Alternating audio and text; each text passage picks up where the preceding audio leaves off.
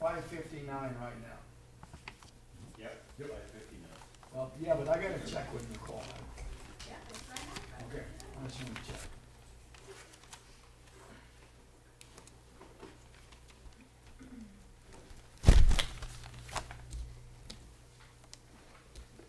I'm gonna do this and we get right to Your mic is off.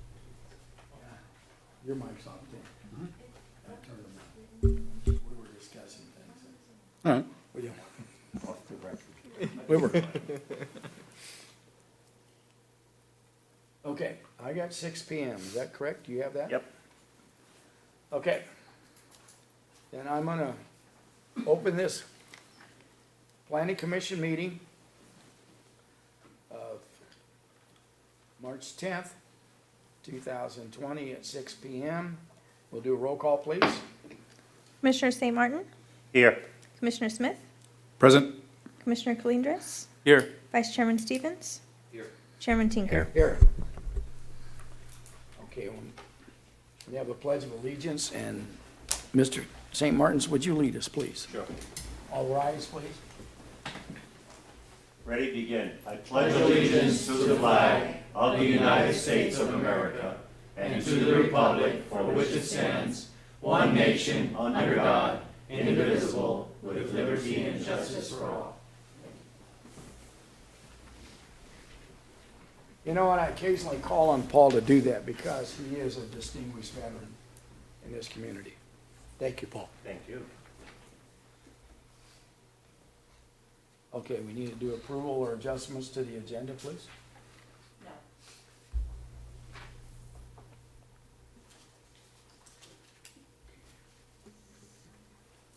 Do we have any conflict of interest?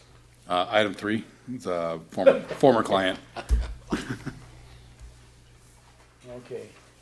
Nathan's going to the room on 3. Any other conflicts? Chairman Stevens, you're good? We're good. St. Martin's? And I know you're good. Okay, Did you want to put number 3 last? That way there, can I move that? Smith can leave. Okay. It's commission's, if that's the commission's will, then sure. It's- If we have planning director comments in the end, I want to come back for that anyway, so if you leave it as is, that's fine with me. Oh, no, wait a minute, you're gonna play one way or another. Okay, we'll just leave it there where it is right now. Okay, now, item number 1, approval of the minutes. So moved? I Second. have a motion and a second to approve the minutes of February 11th. I'm sorry, who was the second? Me. Mr. S- Oh, thank you.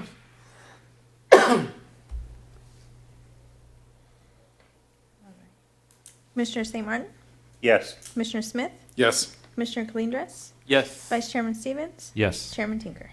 Yes, We need to go back and do the public comment, if you would. No, I don't Chairman want Tinker, please. I don't have any requests though to speak. Okay. okay, no, I will.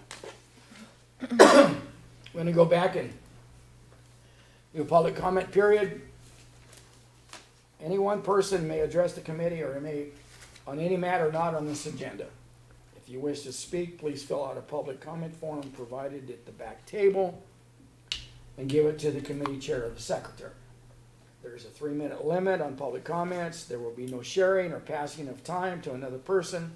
State law prohibits the committee from discussing or taking actions upon your comments. Oops. Forgot to take my phone and put it on. Don't talk.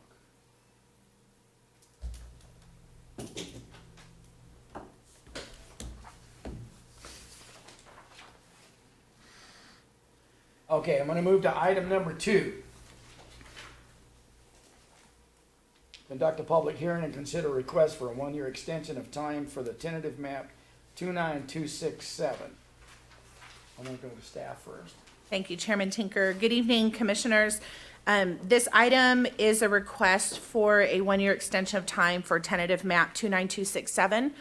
Unfortunately, the applicant was unable to provide staff the appropriate mailing labels to properly notice this item. So we are going to continue this to the Planning Commission meeting in April, which I believe is April, I should have had this down already. 14th. April 14th. So we'll continue it to date certain, April 14th. I have spoken with the applicant, and he is aware of this, and we're still on target to make sure that the map will meet the, all the deadlines to still have a valid extension. Okay, so at this point, We just continue the item we're gonna to date continue certain. 29267 to the planning commission meeting in April. 14th. Yes, sir. Thank you. Item number 3, That's right.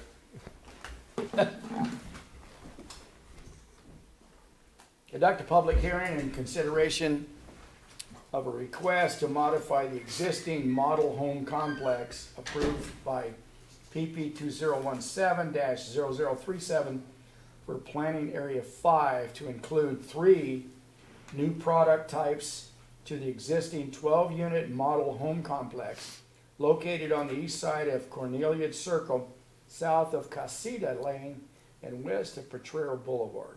And at this time, I'll turn it to staff. Good evening, Chairman and Commissioners.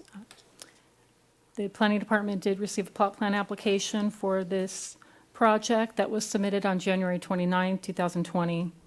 We did place a public notice in the Press Enterprise and notified property owners within a 300-foot radius of this public hearing. No comments have been received to date.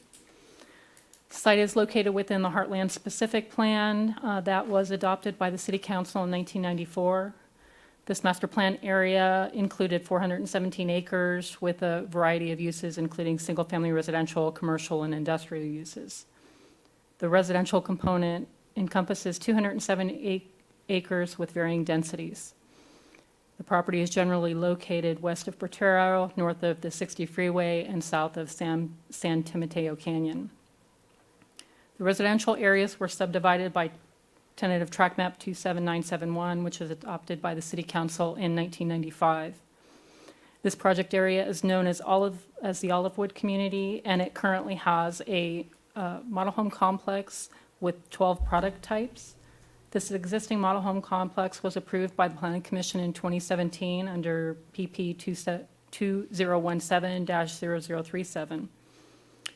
The new proposed product types include a 1,778 square foot, single-story, 3-bedroom, 2.5-bath, 2-car garage residence, a 2,116 square foot, 2-story, 4-bedroom, 2.5-bath, 2-car product, and the largest is a 2,378 square foot, 2-story with 4 bedrooms and 2.5 baths and a 2-car garage. Each product is available in 3 different architectural styles, including modern prairie, Spanish, and farmhouse. The new product types will be available in planning areas 11 and 12 of the Olivewood community.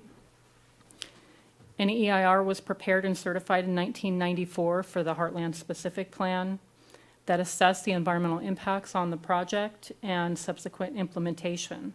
The proposed plot plan is a residential project implementing the specific plan and is exempt from CEQA per section 15182C. The project has met all the required plot plan findings, which are included in your staff report. So at this time, staff would like to recommend that the Planning Commission hold a public hearing and approve plot plan 2020-0261. This concludes my presentation. I'm happy to answer any questions you may have. Mr. St. Martin, do you have any questions for staff? Not at this time, no. Commissioner Colondos, do you have questions for staff? Not at this time. Mr. Stevens? No. Okay, then I'm going to open it up to a public hearing. I'm going to open the public hearing for BP 2017-0037. The public hearing is opened at 6:08 PM. I have no requests to speak. No comments, no questions. Okay, then at 6:09, I'm closing the public hearing on PP 2017-0037. This time, I'll entertain a motion. Move to approve the extension of time. Or, I'm sorry, move to approve the additional models. I second. I have a motion and a second to approve the additional models for PP 207-0037. Commissioner St. Martin? Yes. Commissioner Calindres? Yes. Vice Chairman Stevens? Yes. Chairman Tinker? Yes. Would somebody go get our wayward child here? I know, we're not supposed to be having fun, but It's okay to have Just jump down now and do it.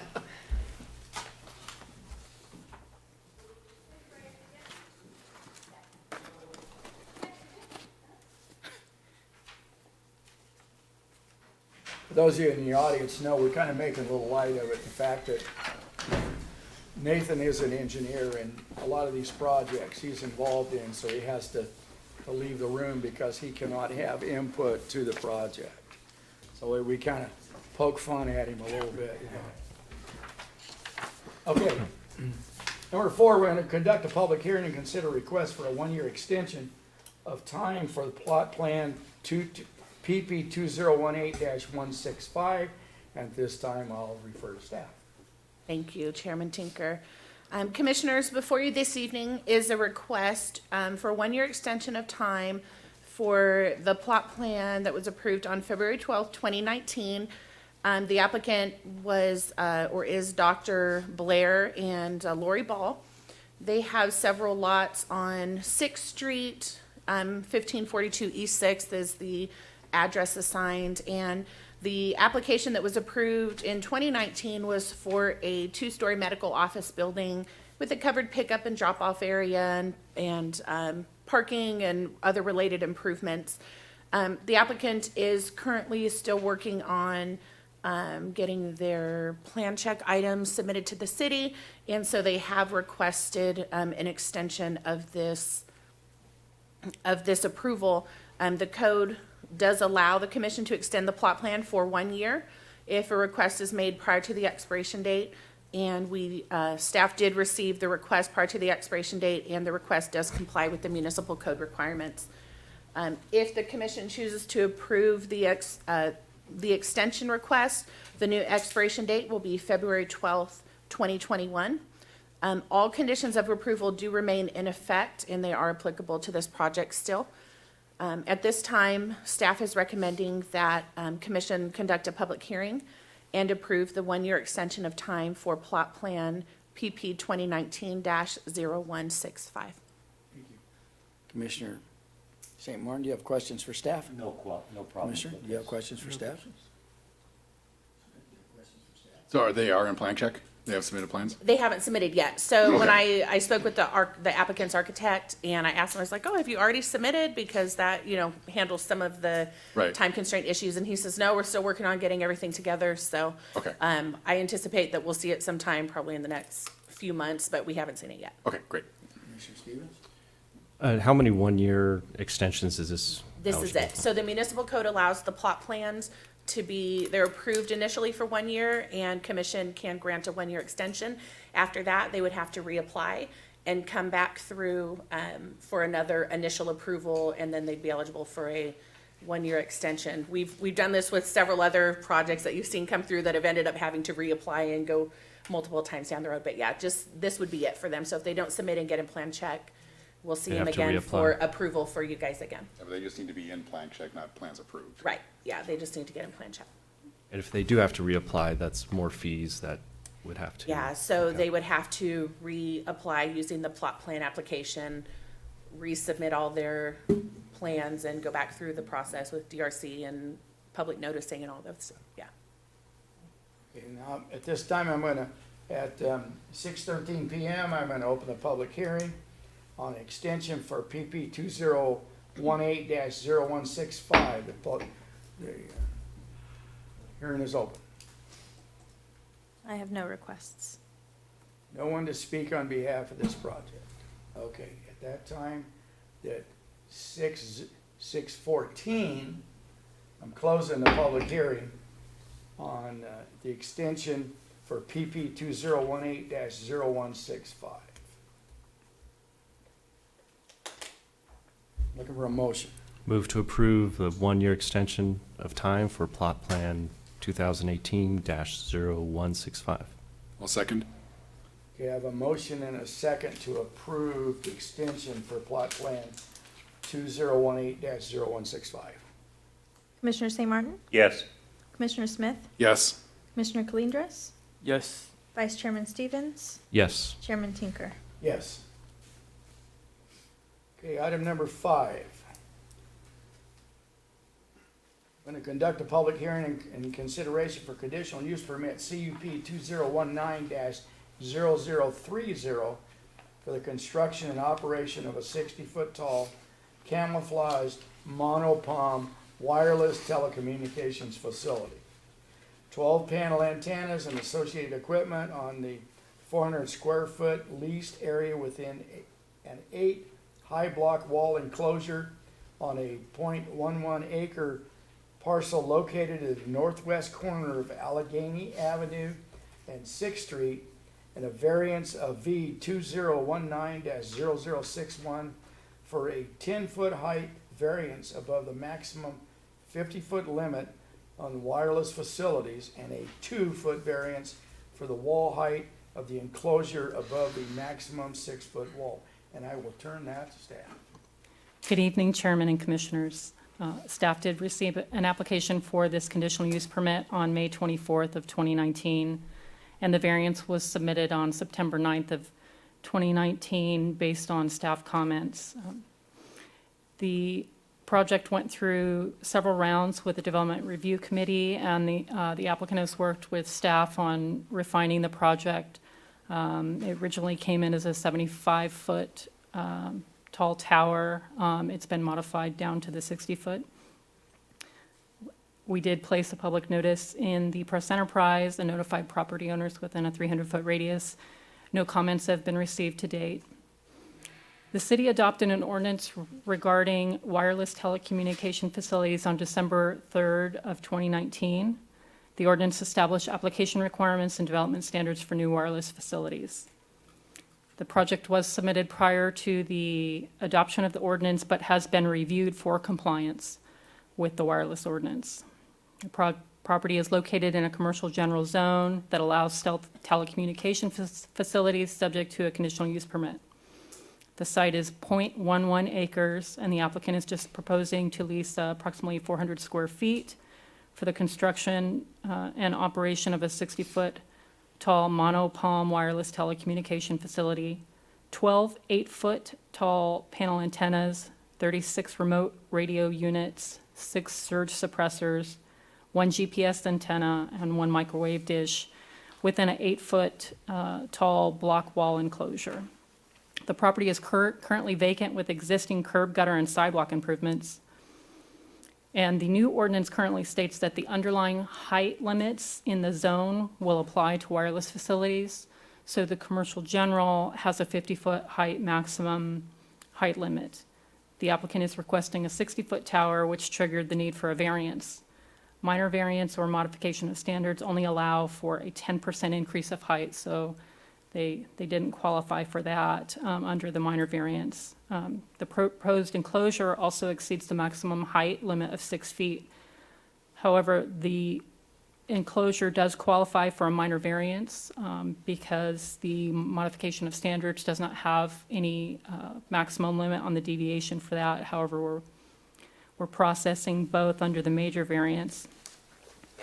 Staff has conditioned that the entire parcel be landscaped, as the remaining area would not support any future commercial use, and that is condition number 29. When the City Council adopted the wireless ordinance, they also added a 50-foot setback requirement from existing streets. The proposed tower is located both 50 feet from Allegheny and 6th Street. A set of revised red line conditions have been provided to you tonight. The revisions are to condition 20 that changes from 30 days to 90 days, which is consistent with the wireless ordinance. and condition number 26 that modified the language applicant/developer to applicant or property owner. The project is exempt from CEQA as a Class 3 categorical exemption, and the CUP and variance findings can be adequately met and are included in your staff report.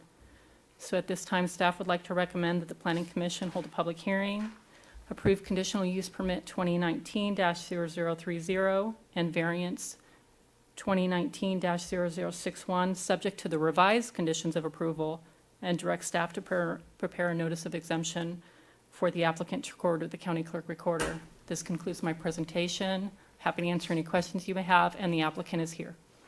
St. Martin, do you have a question for staff? Are we setting a precedent by allowing this extension of the height? Well, under this ordinance, yes, since the ordinance is new, but the previous towers that have been approved through the city are, on average, they're about 60 feet. So it is consistent with towers that have been approved in the past. However, we didn't have an ordinance that regulated the height. So are we changing the ordinance? Or are The we- ordinance has changed. The city council added in language or requested that the underlying zoning have the maximum height. They didn't want to provide any consideration for a wireless facility. So that's why the applicant's requesting the variance. Okay.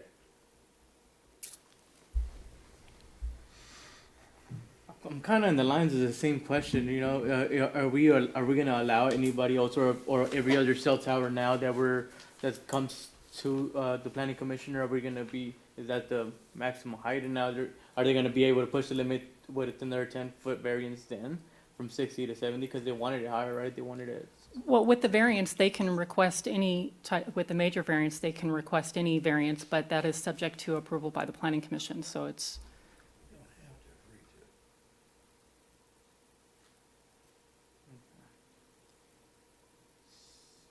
Is it just they want it higher? What's the why do they want it higher? Where does it need to be higher? Typically, they need it higher to increase the coverage area.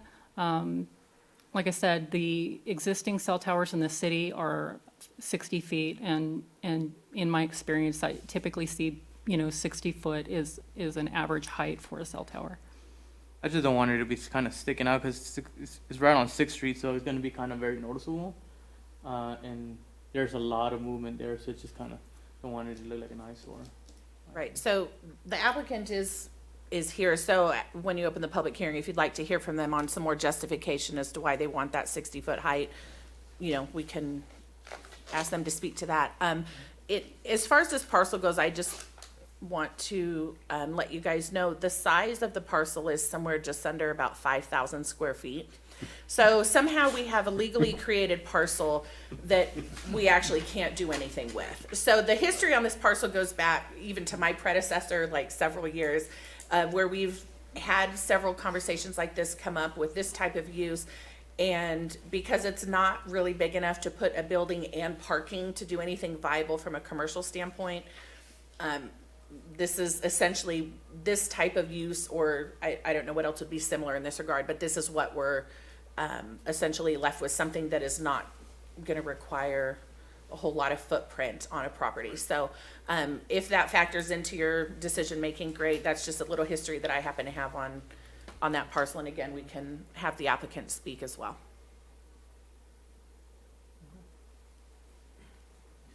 I have my musings on it. First of all, you mentioned that it is going to be landscaped throughout the rest of the site with the setbacks on there. So the 8-foot wall would at least be screened from a landscape perspective. That's correct, because it'll be set back the same. That is correct, and I did pass out a conceptual rendering that the applicant prepared. So the enclosure is in the back corner of the site, and then the entire site will be landscaped to help screen that. I think it's kind of interesting that the final ordinance didn't have any kind of height mentioned to it and refers back to the zone, because most of these that we have seen over the last few years have been around that 60-foot level. Less than that, you just don't get the coverage with it. Now, 5G, when it comes out, will be interesting because it's like short band, short range anyway. Yeah, go there. But, right, so I'm guessing this is a 4G or LTE type of situation. As far as location on this goes, there's always such debate on where it's appropriate to locate these types of facilities. And I know we've heard a lot of concern before about residents about not wanting to locate them in residential areas. So to put something like this in a commercial area right around it, even though it is right on 6th Street, seems appropriate. My initial thought when I saw it was a Palm was in Beaumont. Where? I went over to Fuego to get lunch over the weekend, and sure enough, oh yeah, there's a cluster of palms there, so it does kind of work. And it actually kind of masks it, I think, better than a lot of the other types with the palm, because you can hide them in the fronds. And then the other thing I think I remember from previous hearings is that palms can't be co-located, right? It's just single service. So you're not going to end up seeing additional radio towers below it, or, as you would on some of the other ones. So I don't know, that's just my musings on it at this point. I don't really guys have any questions. Mr. Stevens? So the conceptual drawing shows 3 added trees there. Is that in the plan? I didn't, to add in live palms? Or are we just going with what's there on the They picture? actually have a landscape plan that is included. It's part of the development plan that's in there, but they are proposing 3 California fan palms. How tall are those? At It at says, first purchase, I guess. it doesn't say at first purchase, it says 50 to 60 foot height and 10 to 15 foot spread. So this project was originally, was it talked down from the 75 foot? Yeah, it's Originally? they originally had a 75 foot and it was on landscape, so, we've been working with the applicant for, almost 6 months trying to kind of get it to where it's at now, so they've been receptive to a lot of our requests. Another question, thank you. The question I have, and I normally don't ask too many, is I have a concern that it's right next to the Beaumont Fire Station. And I want to know if they've taken into consideration how much interference their communications is going to have with the communications on that fire station. I'll let the applicant speak to that. Yeah, I'm going to address that, but I just want to know, that's a concern that I have, because between the dispatch communications and on-site communications, we need to be doing that. So I'm going to open the public hearing on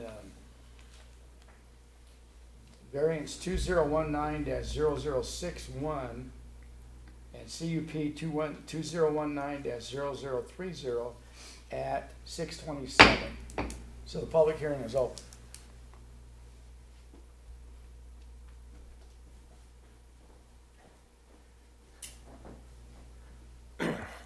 Good evening, members of the commission, Chairman Tinker. My name is Mitchell Bryant. I work for Coastal Business Group. We are a consultant for AT&T in this with this development.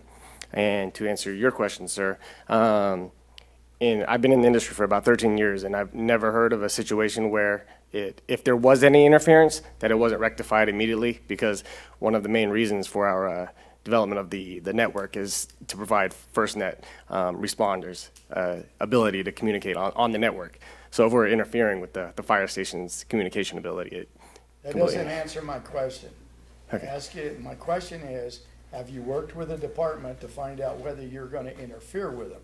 we have not yet, no. Okay, well, that's my question, Okay. because I understand the communications and all of that, Mm-hmm. and I understand your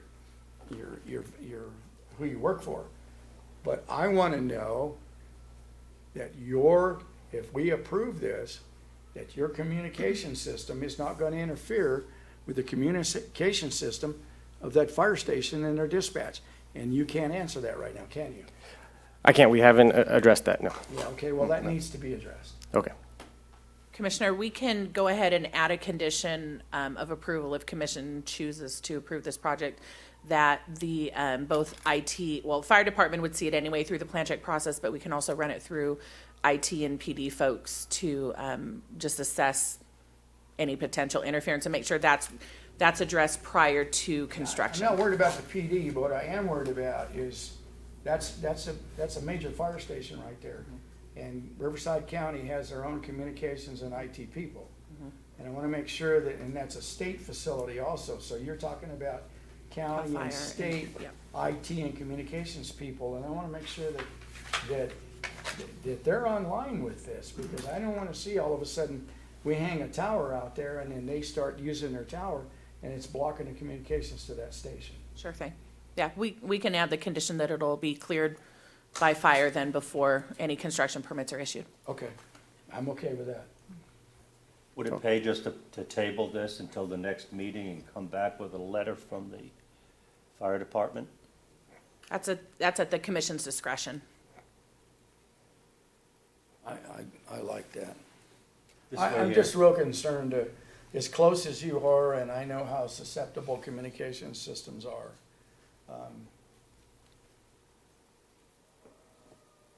I want to make that a condition. So do we wait, I close the public hearing and then make it a condition? You can, I think that's fair, because the fire department, through the plan check process, like you said, they have to review everything. Well, here's the thing I'm concerned about. The fire department's gonna look at, from a plan check standpoint, predominantly, they look at the fire safety standpoint in a plan check system. You know, is it gonna interfere with this, that? But generally, the fire prevention people that are looking at plan checks don't look at the communications, possible interference there, and that's my concern. I wanna make sure that's addressed. okay. We can, again, it's commission's discretion. We can condition that it's specific, like a letter, like you're suggesting, be specifically issued from the fire department, from their IT or communications folks, clearing it before permits are issued, or if commission would rather have that before you approve it, it's really at your discretion. I'd rather table it and have the letter for the next meeting, or whatever meeting we can make it fit out. I like Commissioner Yeah. St. Martin's thoughts here. I really wanna see it. So how do we go about this? Do we close the public hearing and? Yeah, go ahead and close the public hearing, and then you would. Well, I wanna provide you with the opportunity. Yeah, if I may, We actually, you know, we would leave the public hearing open, you're right, until Yeah. we brought it back. if I may, because I know that we've really bent over and made a lot of concessions with this project over the last year that we've been working on it. And obviously, I'm here today to answer your questions and try to push it forward. And I think pushing it back another is, again, pushing our project back another, who knows, I guess another month and a half. And I think by conditioning it, it at least allows us to move the project forward, and we won't be able to get anything approved unless we get this letter.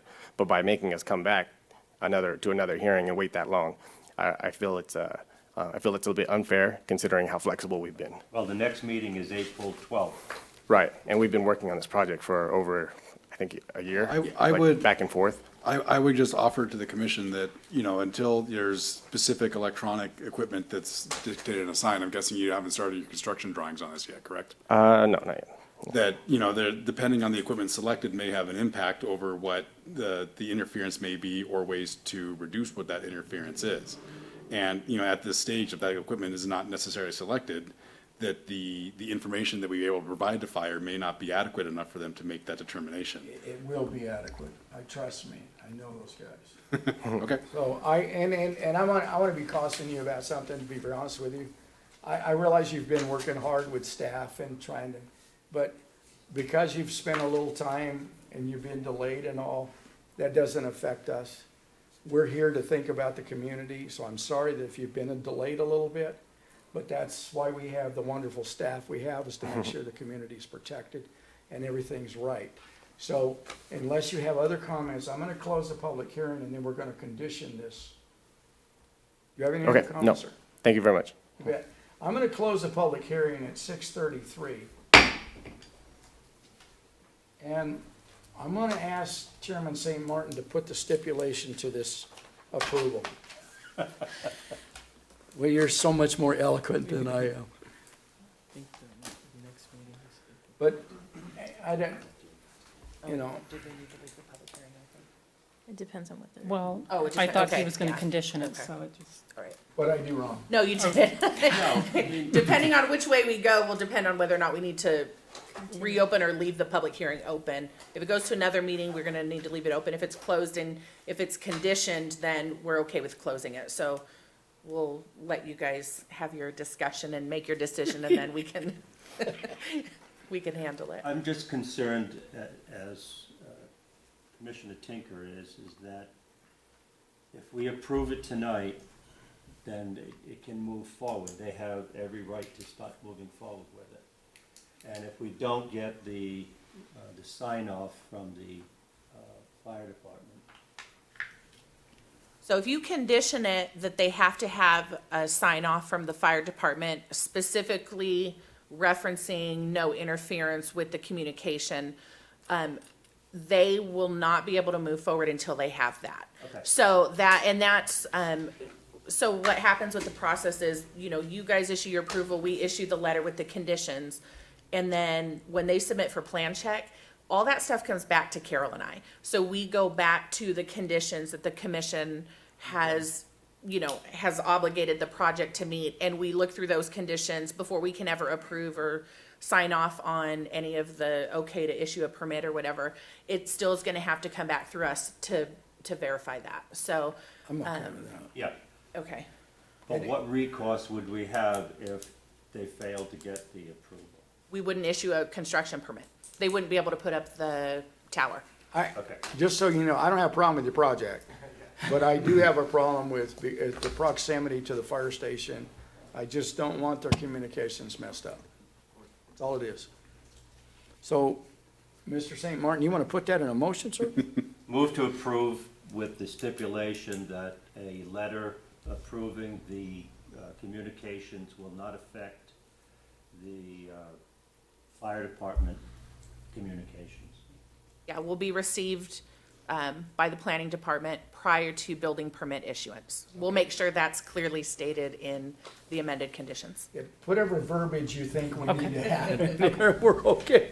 And when- Okay, I have a motion, do I have a second? Now, keep in mind, this motion means that before the permit is gonna be issued, they're gonna have to provide documentation that it's not interfering with fire department communications. I think that seems reasonable, I second. Okay, I do have a motion and a comment. second. On the, just on that motion, we say fire department communication, but can we be specific to say, PSEC and, county communications, or, just for the record, or is that adequate? We can have it say whatever you'd like it to say. So if you have something specific you'd like to reference, or if you would like us to just run it through, like, we can send it up to the division chief or the person who handles all of our stuff around here and have him run it through his appropriate folks. I think staff is clear on commission's intent at this point, so we're happy to execute that however See, we the problem you're gonna need run to. into is you've got county communications there, you've got state communications there, and you've got OES communications there. So you've got multiple agencies. Right. So if we start naming each one of them, we could be here till Christmas. Right. Just because Yeah. So we have a motion and a second.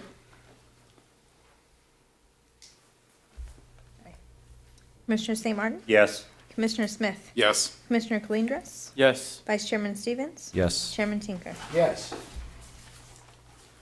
Okay, so now you know what you need to do. We're not against your project, we just want to make sure our community's okay. And I recognize your comments, just realize that we feel your pain about having being delayed, but we're okay with you being delayed as long as we get what we need to have. Thank you. Okay, item number 6. Conduct a public hearing and consideration of conditional use permit CUP 2020-0044 for a request to allow ongoing live entertainment and on-site food vendors at the Craft Lounge at 690 Beaumont Avenue, located within the Beaumont Avenue overlay zone, and to amend conditional use permit 2018-0017, conditions of approval number 2, to expand the sale of alcoholic beverages from the current hours of 12 p.m. to 11 p.m. to the proposed hours of 10 a.m. to 1 a.m. And at this time, I will turn it to staff.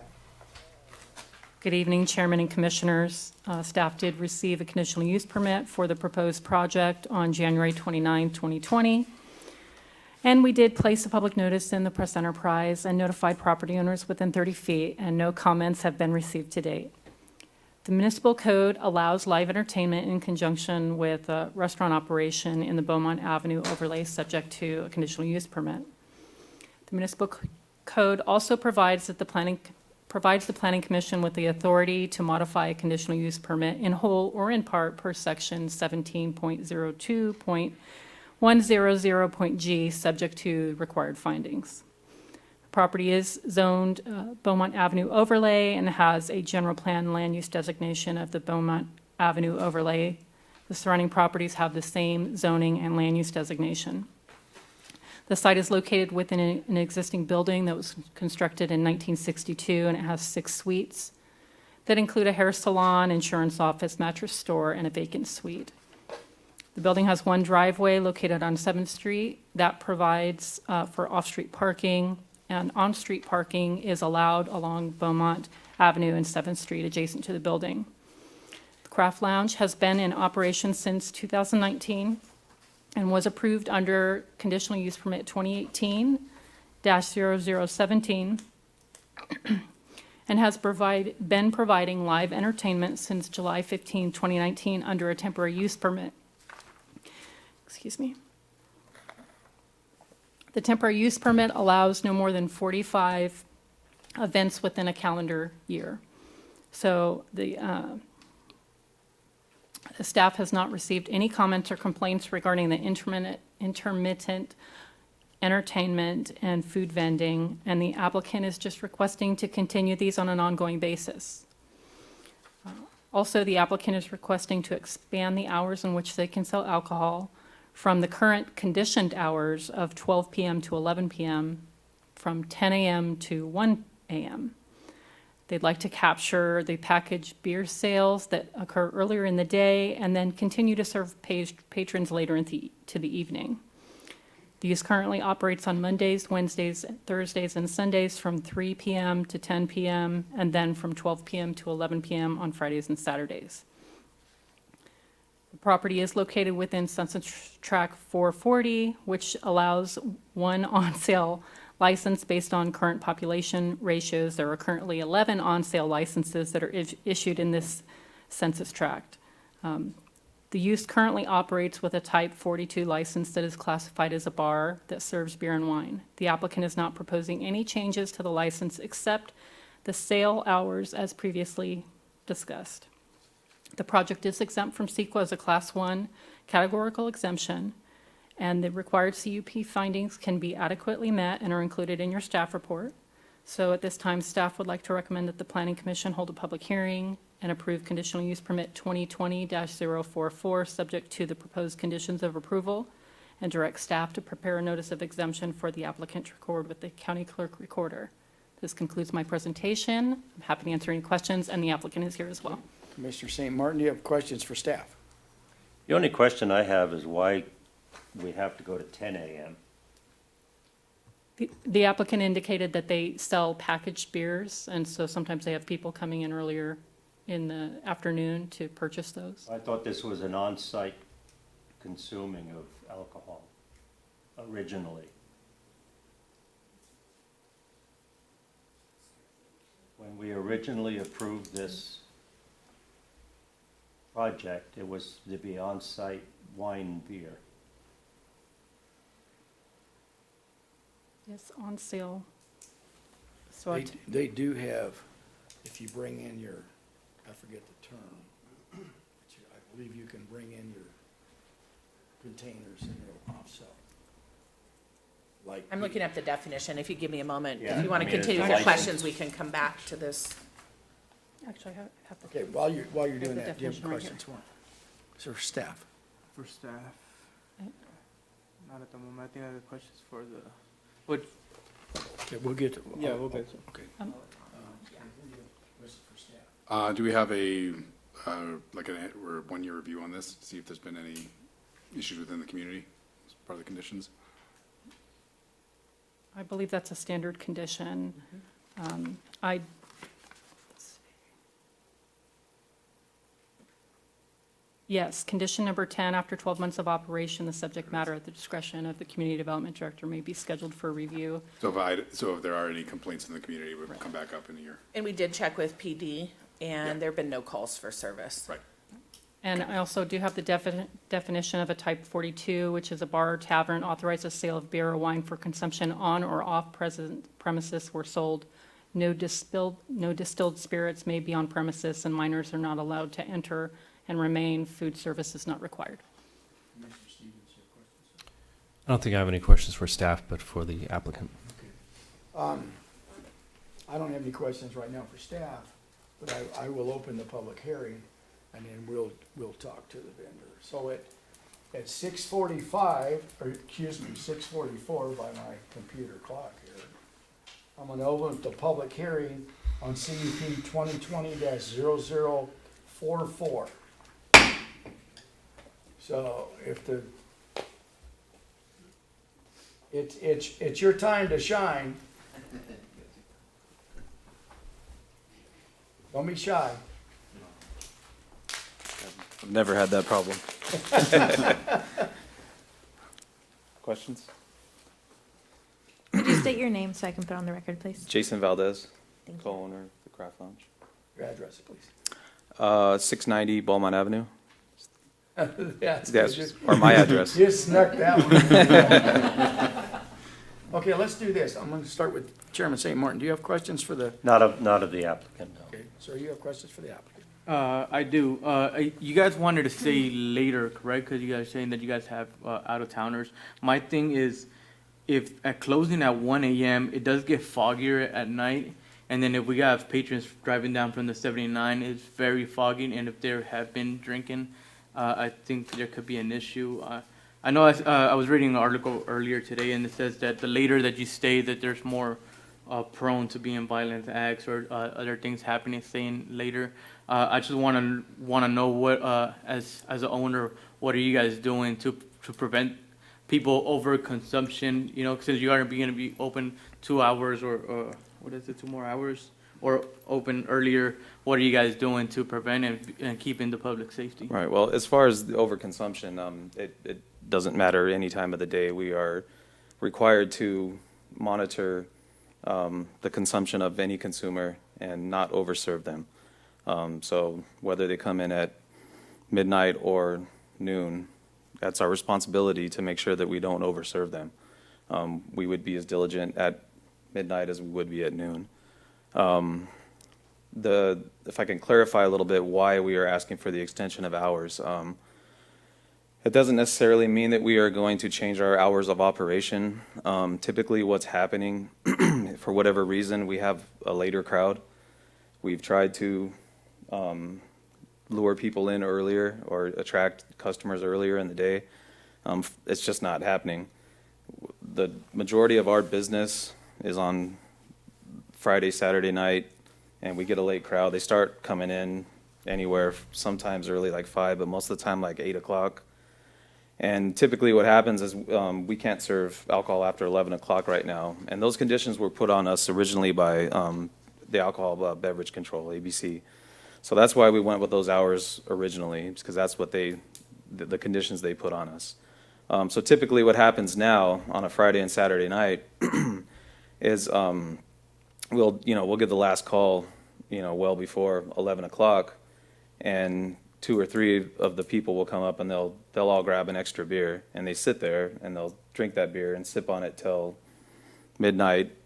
Sometimes we're there till 1 o'clock waiting for people to leave, and sometimes we're cleaning up and then they leave. There's a window of opportunity there for us to make more money and help our business.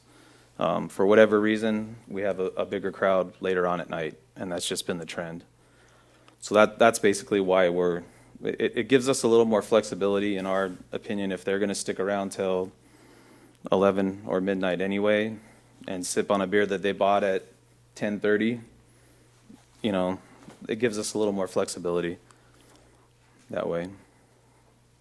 And as far as the 10 o'clock in the morning thing, it's pretty early for us to open typically, but there are certain occasions where we might want to open early. The Cherry Festival Parade, We've been considered to open up, considered to open up early because the parade goes by our spot. Sunday during football season, the early game starts at 10 o'clock. So that was something that we originally wanted to do, but I don't see us being open at 10 o'clock on a Monday or Tuesday or Wednesday. It's just, I mean, there's no one customers there. at that time. So that, if that, clarifies a little bit why we're asking for the change in, the hours of, that we can sell alcohol, that it's basically, to maximize our ability to make more money. 'Cause we just have more people at that time. No problem. Question? Oh, it's understood. Yes, you indicated that you have a potential loss of $20,000 or so by not selling beer past 10 o'clock. Is that correct? It seems like with the extension of the entertainment and serving alcohol to 1 a.m., that you might be opening up yourself to potential complaints from the surrounding neighbors and, music and intoxication, Right. whatever. How are you preparing yourself to, it was answered about sensing if someone has drank too much, but are you staffing more? Are you going to be, because you're very busy, during operation hours. So- Well, with increased business, we would have to staff more.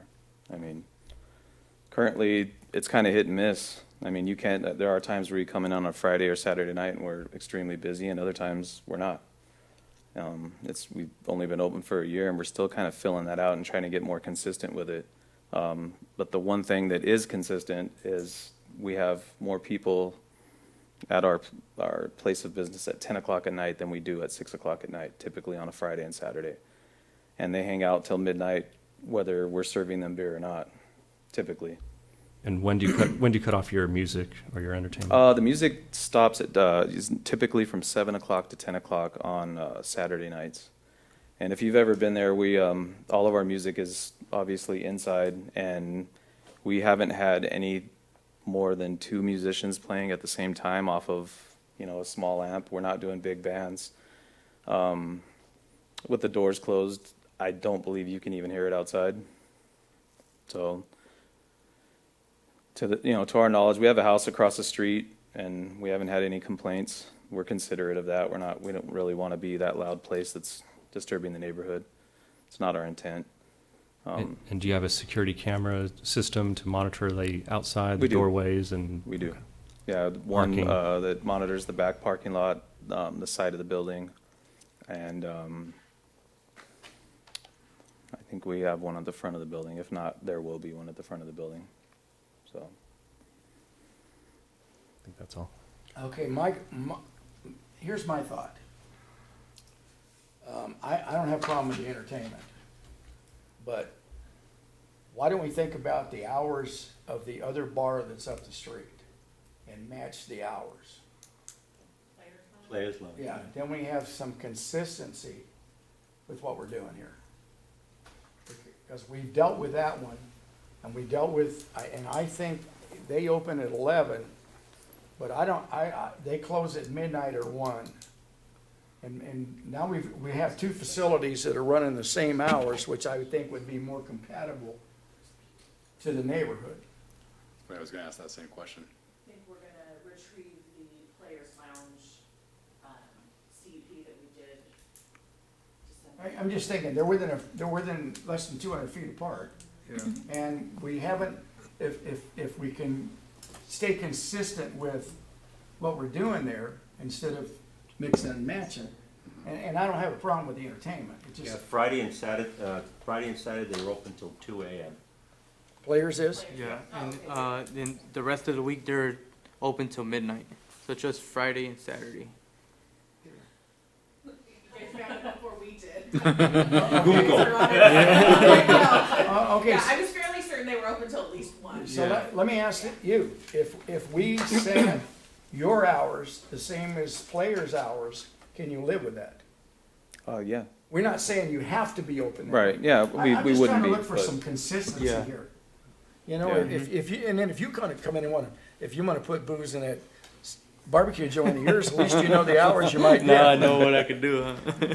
Yeah, but they open at 11, Okay, so and I'm okay with, can you open at 11? Yeah. I Will that mean, work for you? yeah, we would, I mean, would it be possible for us to say if there was a special event or a reason to open at 10? Is that something that, I mean, that we could Okay. do you on a guys special help us here. occasion? Or- I want to get some consistency in these hours. Well, But if he needs, say, a special event and wants to open it, let's take Cherry Festival. And all of a sudden he says, hey, the parade's coming down the road at Yeah. 9 o'clock and I want to serve beer at 9. Can we do that? they would have to get a special permit from from ABC. And the way the condition was written on the original CUP, it wasn't for the hours of operation, it was for the hours of alcohol sales. Okay. So that's what they're asking to modify, not necessarily the hours of operation. Okay, so if we make a condition here that his hours are going to reflect the hours that we've approved for players, can we do that? You can, but then for special events, they would have to go through a singular process through the ABC. Right, so, yeah, so it would actually complicate things for them more, and then if we condition it that specifically, and they're outside of that, that may also require you guys to approve something Okay. then- outside of the then- conditional use then permit, you so. tell me what verbiage we need here, because So I'm looking for consistency. I don't know that we'll be able to get exact consistency because the ABC sets the alcohol sales hours, so there's specific language in there. And I think they're requesting to be open, basically the hours that they're allowed to serve alcohol. Players Lounge is open a little longer, and I think their alcohol sales hours are probably regulated similarly, but they also have a different type of license. So I actually think their request is fairly reasonable. They're open an hour earlier in the morning, but they're gonna close an hour earlier than the lounge does. So, I'm okay with that. you know, Okay. Okay. I heard someone once say As nothing stated. good happens at 2 a.m. Right. It doesn't give me a lot of heartburn. We discussed it with PD. They didn't really have a lot of heartburn about it either, With so. 21, that was a different story. Okay, then I don't have a problem with this. I was just trying to look for some consistency, Sure. but Understood. I understand what you're saying now. I think we have consistency among the license types, Okay, okay. if that helps anything. No, it does. I just, okay, so in essence, the board is okay? The commissioners okay? So this will open it up for Cherry Festival for you to be able to open up early enough. The 10 a.m. If you want to consume alcohol on site at 10 a.m. Correct, yeah, you could, Right, Yeah, but it's also, we're authorizing that you could serve, you still have to have ABC actually approve it, correct? no, they've approved it. They've approved that? Okay. Yeah, on, you know, on They've condition that approved you it based approve. on this. Exactly, so Yes. ABC Okay. sends us a letter stating what the applicant has requested, and their approval is conditional based on your approval. Gotcha. But Just what for- we're not saying is that he has to open it.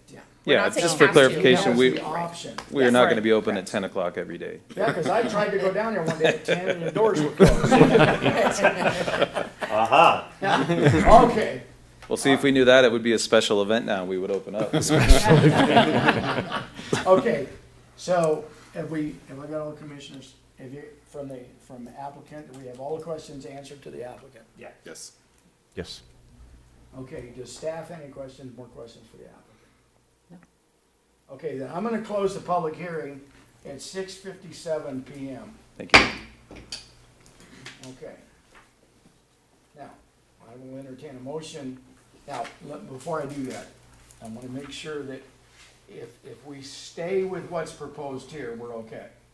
If we start monkeying with the hours, we're gonna mess this up. I got Correct. Carol shaking her Correct. head, yeah, and Christina's grinning, so I think we're probably not gonna mess with the hours. Okay, I'm just double checking. So with that, I will move to approve as presented. second, Okay, I have a motion and a second to approve this as presented for CUP 2020-0044. And my second was St. Martin, is that correct? Yes. Okay, thank you. Commissioner St. Martin? yes. Commissioner Smith? Yes. Commissioner Calindras? Yes. Vice Chairman Stevens? Yes. Chairman Tinker? Yes. You skated on this deal, I'm telling you. Now, we're glad you're here. It's really for the community. Okay, at this point in time, I'm gonna turn it to the staff. We're talking about annual review of agreements. Yes, so commissioners, before you this evening is annual development agreement reviews. And so I'm gonna hand out or pass up to you guys if you'd each take one. This is a copy of Resolution 1987-34, which governs how development agreements in the city are prepared and entered into. There's also copies of that available for the public here. So Resolution 1987-34 was adopted May 11th of 1987, and it sets forth the regulations and requirements for development agreements. It contains 6 main articles. It's actually 7 main articles, but that deal with all the components of a development agreement. So the application for development agreement, how we conduct the public noticing in the hearing, the standards of review, the findings that have to be made, how the decisions are made, what happens if the city or the developer wants to amend or cancel a development agreement, how a development agreement is recorded because it's an official, recorded document, the period of review that's supposed to take place, and then what happens if during that review period we find that a particular agreement is not being complied with. How do we go about modifying or terminating the agreement? So Article 6 of the development agreement is what identifies how the agreements are reviewed. And according to this article, we are supposed to have annual reviews of all active development agreements. So this came about because we worked on a development agreement for a project, the Hidden Canyon project, which was sold, and we had a new property owner come in that wanted a development agreement to vest some timing so we didn't have to keep coming back with the project every year for renewal. And so while I was doing some research to prepare the development agreement, I came across this resolution and realized that, we should have been doing these annual reviews all along. So looking back through staff documents, I don't know when is the last time Commissioner Seaman, I know it's not been in my time in the last year or so as I've been director. So the intent of the review this evening is to just refamiliarize Commission with the active development agreements that we have, to look at some of the important components of the development agreements, and then to establish sort of the process and the timing by which we will now conduct the annual reviews that we should be conducting. So we have 6 active development agreements. 4 of the development agreements are before you this evening. The Hidden Canyon development agreement that I referenced has not yet met its 12-month mark. It's only been in place about 3 months, so it's not required to have a review yet. We have the Oak Valley Partners for the Oak Valley Greens Solera. Technically, that agreement is still active, meaning it hasn't expired, but that project is complete. And so there's not a need to review that development agreement at this time. So the 4 that we have to review are Pardee Homes. For the Sundance development, we have Fairway Canyon for the golf course development. We have Heartland, which is the Olivewood project, which you actually just heard an item on earlier this evening. And then we have the Sunny Cal specific plan, which is the old egg ranch that was annexed into the city way back, that's on the northwest end of town. So those are the 4 that we'll be discussing this evening. Prior to setting this agenda item, the development agreement resolution requires that we make contact with each of the developers. And so staff created a letter that basically indicates to the developer, here's what's going on. It's time for the annual review. It will be before the Planning Commission on this date to reestablish basically our process. And then after this, starting in December of 2020, each development agreement will be reviewed at the Planning Commission meeting closest to its anniversary date. So we won't have all of them at once. We'll have them sort of trickling in as their anniversary dates approach. So We reached out to those developers. We heard from Pardee and from the Heartland group, and I believe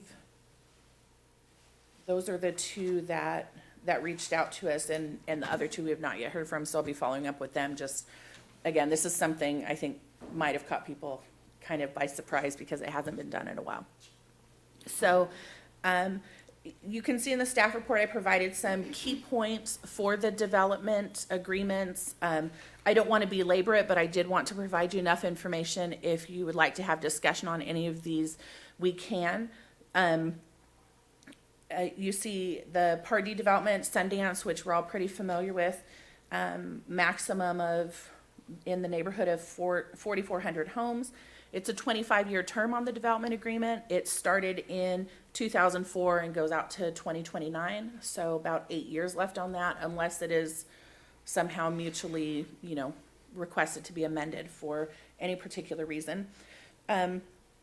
Some of the key points in this are noted in there. We have some tract map validity was, some extensions were provided or vested in the DA. It does allow for CFD formation, and the development agreement speaks to fees that will be paid, being at the rate that is established when the fees are paid. So fees were not entirely vested for any particular thing, so they're still paying essentially current fees when they pull their permits for things or for their plan checks. They're making good progress on that. We have some homes to go, in particular in the Altus development, which is the senior community. I think there's probably 500 or 600 homes in there still left to build, as well as finish building out on the north end, working up towards Brookside Avenue. So not yet built out, but making good progress. The Fairway Canyon development, we recently here Commission approved a few tentative maps for them. Again, another neighborhood of just over 4,000 units maximum that could be built there.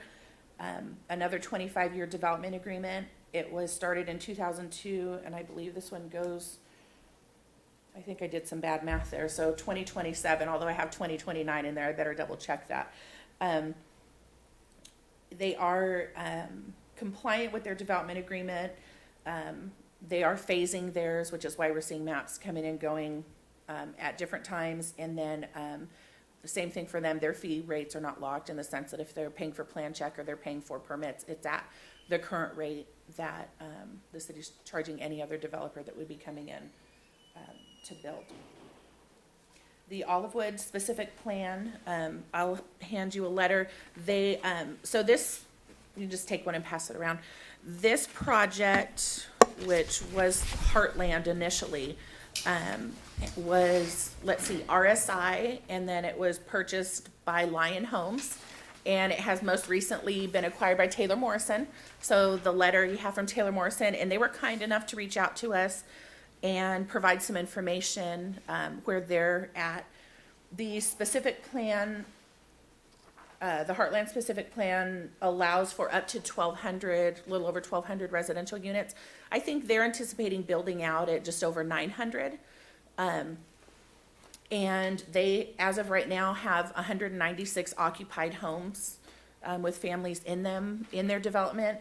And they're anticipating a total of 341 permits that will be pulled by the end of the year. So they're working out their part of the reason they brought the revisions to the model homes in is because initially I think some of their product wasn't doing as well as they wanted it to do, so they're introducing some other product that they're hoping will appeal a little more to the market here. So they're going to have a good mix out there, but they're continuing to work out there as well.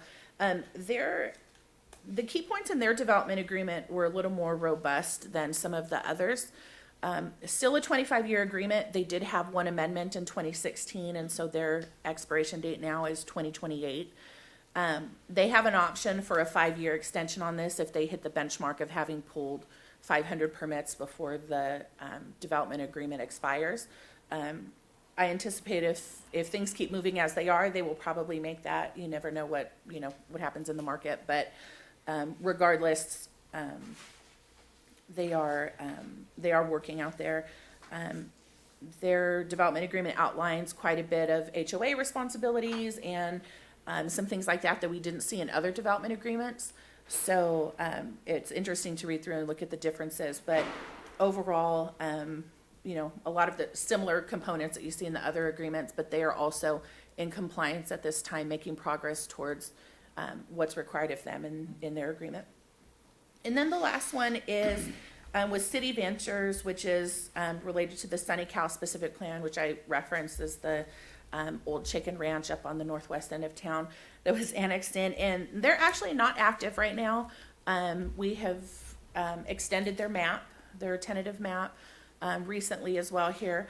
But the applicant has not submitted for any type of plan check, has not brought in any models, which would, I think, may come to you guys anyway for approval at the time they would do it. We've, you know, heard different rumblings out there about, you know, selling off, you know, parts of it for someone to build, but there's really been no activity. So not a whole lot to report. They don't have any milestones in their development agreement that they're not complying with. So it's, you know, technically speaking, I'd say they're compliant with their development agreement, although no activity has taken place. So there's been nothing that would trigger any sort of improvements or anything like that because we're not having any activity out there. I understand that the family is still involved with this, and there's some Issues. issues, thank you. There's issues within the family on this, so it could be delayed even longer. Yeah, and it's really, you know, it's entitled, the specific plan is in place. It's really a matter of, you know, how many extensions they have on their map before they would have to come back and, you know, and get reapproved. Didn't we see a plot plan on that though? I So thought we did. this Wasn't was, that the one you got all kinds of trails and things added to? No, not this one. this was approved prior to my being here, so I'm not sure what you've seen. I know the only thing we brought recently was a map extension, so. And they have three additional extensions they can apply for on that map. It was 2007 when we first approved it. Right, and then the annexation wasn't even completed until like 2018. Yeah, so it took a long time to get through that process, so, you know, either way, from our standpoint, they're entitled, I think it's up to a little over 500, almost 600 single-family homes, but again, we haven't seen anything. So, I'm happy to answer any questions about any of these projects that you might have or about the development agreements in general. Like I said, we won't do all of them at the same time again. I really just wanted to bring this to the commission's attention, get back compliant with what the resolution governing these development agreements requires of staff to do. And then, you know, let you guys know, this will be something that you'll be seeing now throughout the year. I think it's helpful because I've been on the commission for more than 10 years, on and off. And this is the first time it's ever been brought up. Yeah, unfortunately, I agree with Commissioners. We approve something, and we never see it again. Yeah. And we don't know if it's just. Yeah, we don't know what the status is. Yeah, I think it's a really good idea that we just kind of stack this occasion.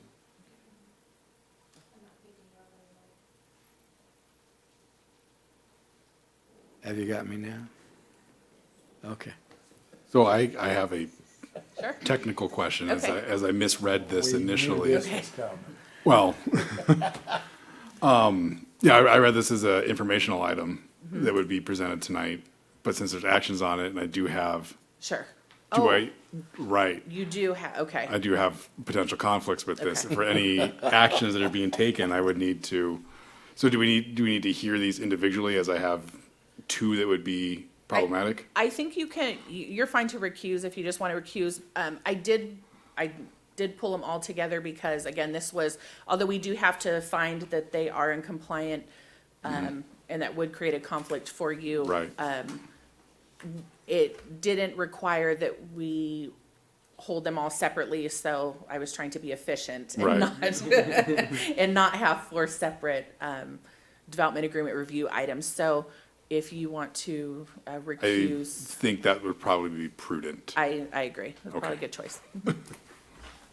You know, you getting out of these meetings is getting old. Right, I'll be back in. In the future, they will be They'll be each- separate. separate items, Okay, let me ask a so, question though, since we're not dealing with specific items here, and we're just dealing with the general, we see the information and we're okay with it, does he need to recuse himself? Yeah. Because there's a vote.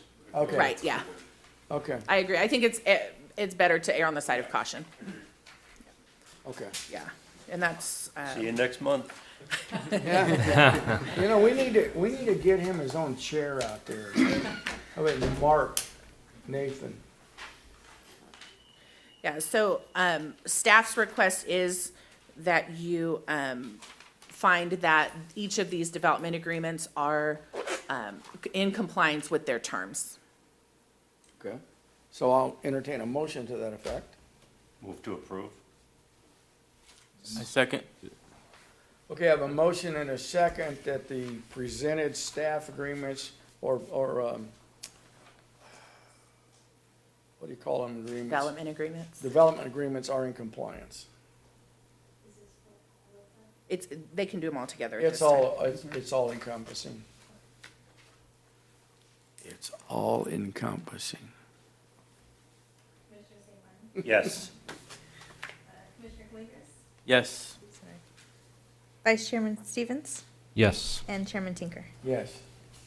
Thank you. I know that this was a little bit of an odd item. We don't typically see something like this, but I thought it was the most efficient way we could introduce it and kind of let you know what's going on, do what we need to do at this point, and then we will start to see them again individually so you can really dive in, and if we have questions or if we need Commissioner Smith to abstain, or if there's anything in particular with the development itself, you as the commission have and you can peruse the resolution at your leisure, but you'll have the authority to address concerns if those concerns arise. I have a question for Nicole. Are Do we- supposed to do a public hearing? No. Oh, It says it. yes, we were supposed to do a public hearing. Okay, Or we we will just have don't to mess do up. the public hearing. Yeah, we have to do the public hearing. And then know- you can reestablish your motions after. Sorry. I'm getting real tired of having to do this correctly. I want you to know that. This is the 6th or 7th item tonight, Okay. guys. I think we're doing pretty good. Okay, so I'm gonna open the public hearing at 7:16 regarding the, property owner agreements with the following items: Party Homes, SDC Fairway Canyon, LV Heartland, and City Ventures. Is there any comments, I don't have any requests to speak. Okay, then I'm gonna close the public hearing at 7:16.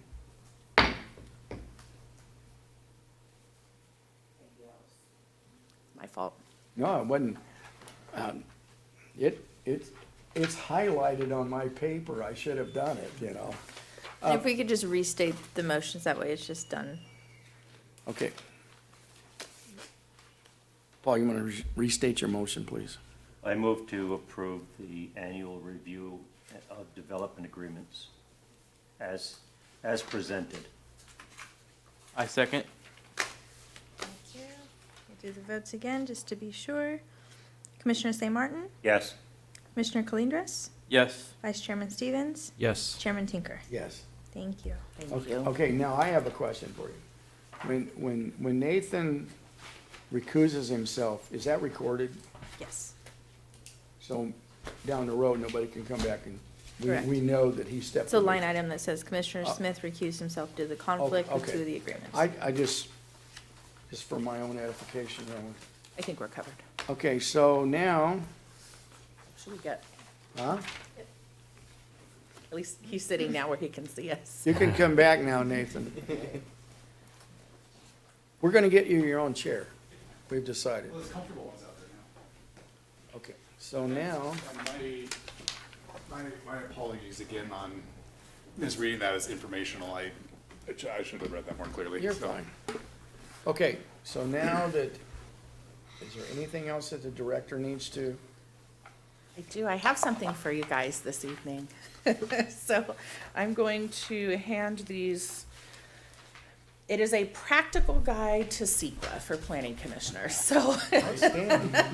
since we did not go up to Planning Commissioners Academy this year, one of the consultants who actually does work on behalf of the city, he's one of the planning firms that does work for us, but also presents up at those planning commission workshops and whatnot, came in for a meeting that we had, and he was kind enough to bring these. He's like, hey, I thought you guys might use these. And anyway, just so little light reading for you or some useful information.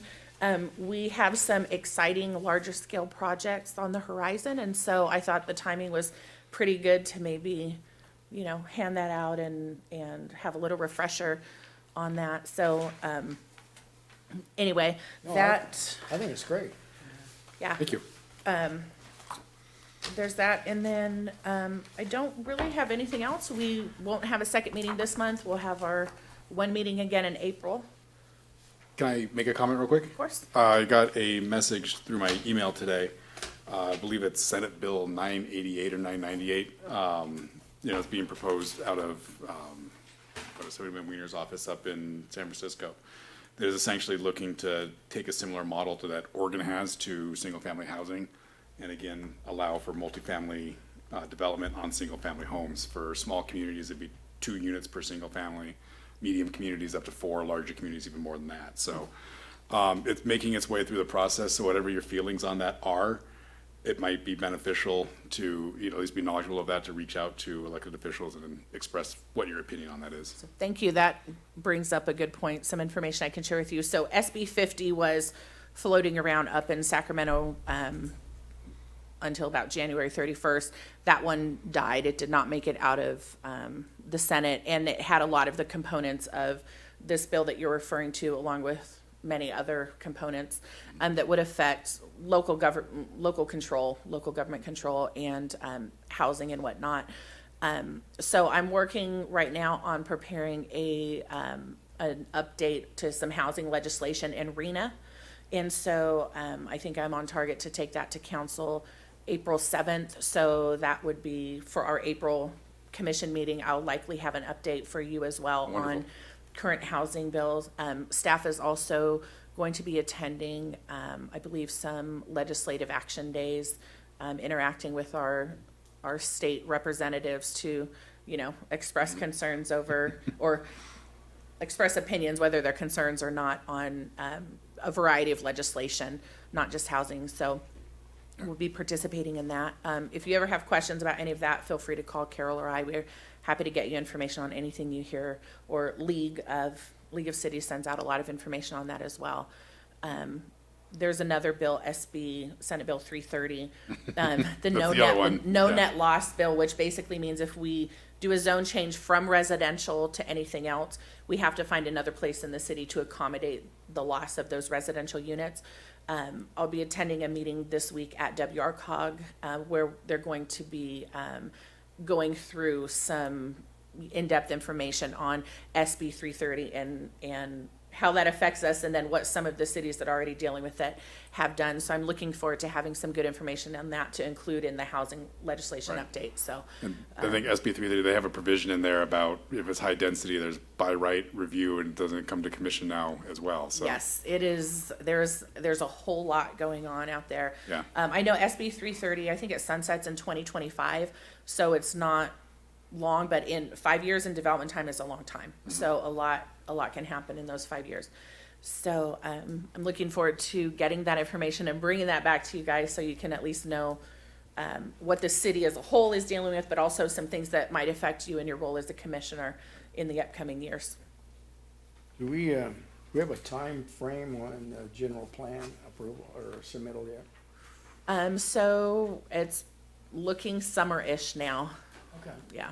So they're trying to figure out how VMT is going to work. No, Since there's no guidance on how to analyze the VMT. So I think there is. I'll say this: we're fortunate that the firm doing our traffic study for the general plan has also worked on a lot of the VMT. Okay. For the region and the VMT. modeling, vehicle miles traveled. So what's happening is you're used to seeing things, as staff is used to working with projects in terms of level of service, right? Our streets in the level of service, A, B, C, D, F, right? So we want them to function well. Well, the state of California has now said, fine cities, you can keep your level of service at whatever you want, but when you analyze a project for CEQA, you have to look at vehicle miles traveled. And so that has a huge impact on communities like ours, where 80 or 90% of our residents commute out of the city to go to work, and so you have all those vehicle miles traveled. So when you look at a development, you're looking at what is this gonna generate in terms of Right. vehicle travel, essentially. So but Nate's right, they're like, okay, here's what you're gonna do, but we're not gonna tell you how to do it. Yeah. I just wanted to find, because we're on, being recorded. Oh, and then, you know, if you look within the booklet that was just handed on page 23, there's a little table on there that gives a comparison of the two analyses types as well. Right, and we will have more information on that. I have requested our consultants provide us some information for both commission and council, because Yeah. when the general plan comes to you, that's gonna be a component of something that will look different than previous documents we've seen. Yep. Any other questions from commissioners for staff? No, thank you for that. Any other comments from staff? Yes, sir. Then, at 7:24, if I have permission, I'm okay. Good. 7:24, I'm gonna close the planning commission meeting of this date. I gotta check with Nicole, make sure I'm not in trouble here, see? She highlights it for me, and I see. I'm looking at her too, like, very good. I didn't